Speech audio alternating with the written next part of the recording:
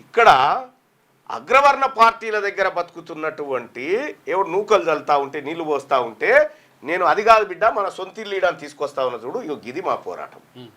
కోడి మెదడు అంటే కోడికున్న ఆలోచన ఎట్లా ఉందో చూడు. బహుశా అర్థమైంది అనుకుంటే చాలా మందికి కోళ్ళ గురించి.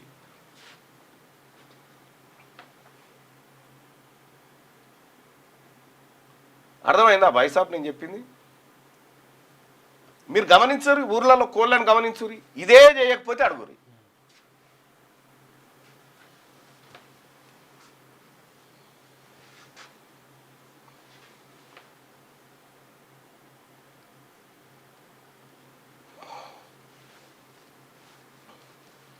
అదే ఆర్మూర్ పాండును కేసీఆర్ వెలగొట్టిండు అబ్బా, ఫామ్ హౌస్లోకి నిలగొట్టిండట, నువ్వు మళ్ళీ టెంకాలు రావద్దని. ఇదే కథ, ఇది కథ కాదు, అది కోడి మెదడు అని అనుకో. కోడి మెదడు చాలా అద్భుతమైన మెదడు.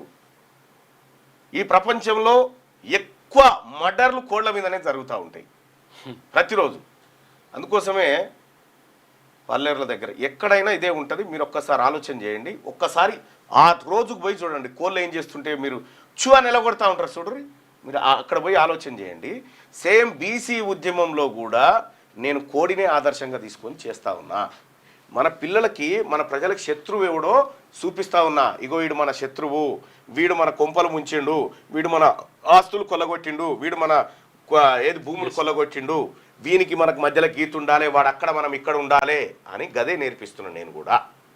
ఇది కొంతమందికి నచ్చదు. గతంలో ఇట్లా నేర్పించిన వాళ్ళు లేరు కదా. ఇక్కడ మల్లనతోని ప్రమాదం ఉంది, ప్రజలు ఎడ్యుకేట్ అయిపోయారు. నిన్నొక్కసారి తీన్మార్ మల్లన మీద హత్యాయత్నం చేస్తేనే బీసీ లోకమంతా కుతకు తుడికిపోయింది ఒక్కడే దెబ్బకు. కవిత వెనకాల ఎవరున్నారు, ఏం కథ, ముఖ్యమంత్రి ఎంతవరకు సహకరించడానికి, ఆమె మంత్రిగా కావడానికి ఏమేం జరిగింది అనేది నిన్న ఎవరో వెలుగు పత్రికలో చూసింటి, నిన్న పత్రికలో